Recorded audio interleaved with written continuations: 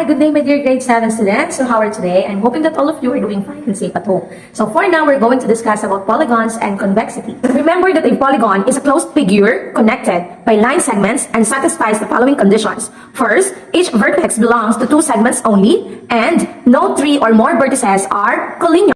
In studying polygons, let us remember about the property 6, wherein it is stated that the sum of the measures of the interior angles of a triangle is equals into 180 degrees, wherein the sum of the measures of the interior angles of a quadrilateral is 360 degrees. Property 8 stated that the sum of the measures of the angles of a polygon is equals to the quantity of n minus 2 to be multiplied by 180 degrees, where n is the number of sides.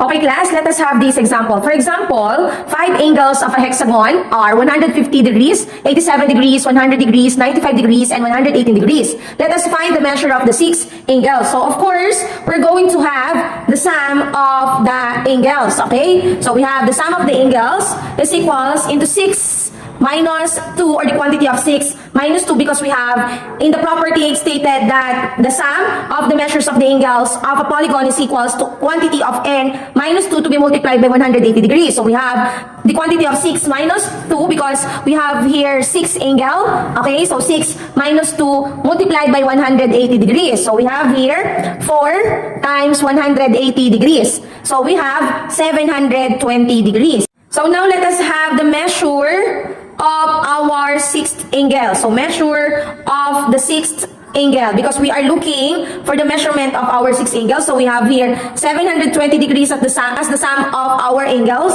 and then of course we have to subtract it into the given measurement of the 5 angles. So we have 156 plus 87 plus 100 plus 95 plus 118, okay? And then of course we have here 720 degrees minus 156 plus 87 plus 100 plus 95 plus 118 is equals into 556 degrees. So therefore, we have here 720 degrees minus 556 degrees is equals into 164 degrees. So therefore, class, the measurements of our angle are 156 degree, 87, 195, 118, and the 6th angle measures 164 degrees. Let us have now the interior and exterior angles of a polygon. The exterior angle of a polygon is an angle that forms a linear pair with an interior angle of the polygon. Property 9, wherein it is stated that an interior angle of a polygon and its corresponding exterior angle are supplementary.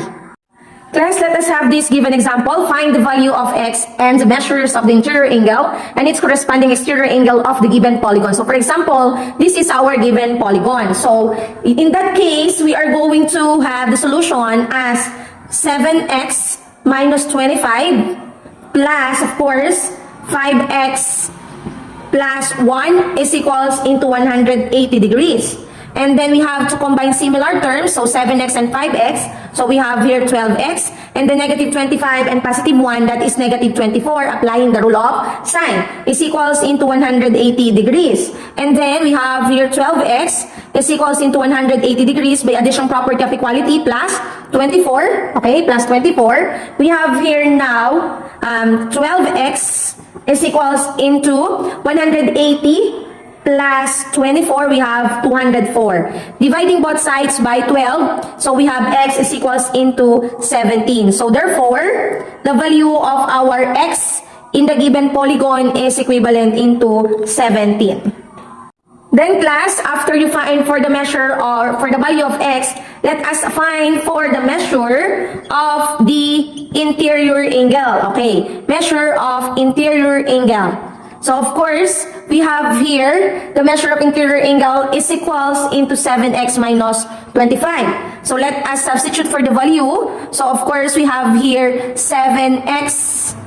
So we have 7 times the value of our x is 17 minus 25. So therefore, we have 7 times 17 is 119 minus 25. So therefore, the measure of our interior angle is 94 degrees. Then let us find for the measure of our exterior angle. Okay, measure of exterior angle. Of course, we have here 5x plus 1. So in this figure, so we have here 5 times the value of our x is 17 plus 1. So 5 times 17, we have 85 plus 1. So therefore, we have 86 degrees. So now, in this case, the measure of our interior angle is 94 degrees and the measure of our exterior angle is 86 degrees.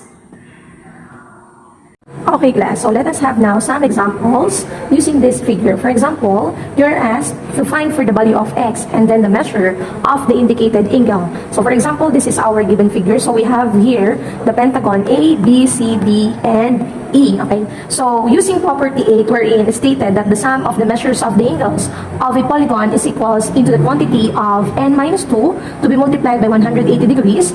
So wherein n is the number of sides. So in this case, we all know that the sum of the angles of this given figure is equivalent into 540 because you have here the sum of the angles using the formula. We have n minus 2 to be multiplied by 180 degrees. So we have here 5 minus 2 times 180. So you have here 3 times 180 is equivalent into 540. So meaning to say, the sum of our angles is equivalent into 540. And then after that, let us find for the x. So you have here, or you need to add 2x. Okay, that is the measure of your angle A plus the measure of your angle B plus the measure of angle C plus the measure of your angle D plus the measure of your angle E is equivalent into 540 degrees. Okay, so the measure of your angle A is 2x plus the measure of your angle B is equivalent into 110 degrees plus the measure of your angle C is 100 degrees plus the measure of your angle D is equivalent into 4x minus 20 plus the measure of your angle E is equivalent into 130 degrees is equivalent into 540 degrees. Okay, so let us add and combine all the similar terms. So 110 degrees plus 100 is 210 degrees plus 130 degrees, then minus 20 degrees, and that is equivalent into 320. So 320 degrees. And then let us have 2x and 4x, that is equivalent into 6x is equals into 540 degrees. And then by addition property of equality, so you have 6x is equivalent into 540 degrees minus 320 degrees. So you have here 6x is equivalent into 220 degrees. Dividing both sides by 6, so your answer is equivalent into 36.67. So therefore, the value of our x is equals into 36.67. Okay, class, so since we are finding for the measure of angle A and the measure of angle D, so let us use the value of our x. So in this case, so our measure of angle A is 2x, okay, 2x degrees. And the measure of angle D, so you have 4x minus 20 degrees. So let us substitute for our value. So we have here the measure of our angle A is equals into 2x. So you have here 2 times the value of your x is equivalent into 36.67. So 2 times 36.67 is equivalent into 73.34 degrees. Then let us have the measure of our angle D. So the measure of our angle D is 4x minus 20. So let us substitute. So 4 times 36.67 minus 20. So 4 times 36.67 is equivalent into 146.68 minus 20. So therefore, the measure of our angle D is 126.68 degrees.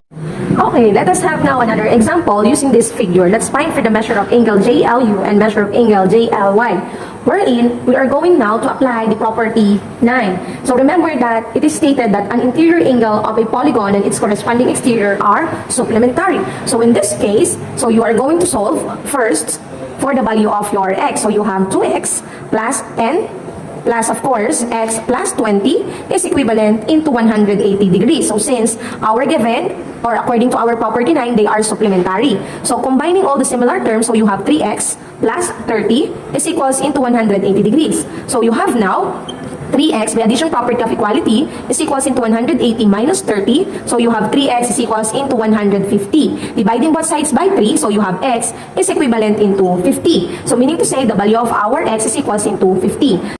So let us now find for the value of the measure of your angle JLU. So your JLU is equals into x plus 20. So use the value of your x, which is 50. So 50 plus 20. So you have here 70 degrees. Then let us have the value of the measure of your angle JLY. So your JLY is equals into 2x plus 10. So substitute, you have 2 times 50 plus 10. So 2 times 50 is equals into 100 plus 10, so therefore you have 110 degrees. So therefore the measure of JLU is 70 degrees and the measure of your JLY is equals into 110 degrees. Okay class, so that would be all for today. So I hope you have new learning for this day. If you do have questions, please do not hesitate to ask your teachers. So again, thank you and God bless.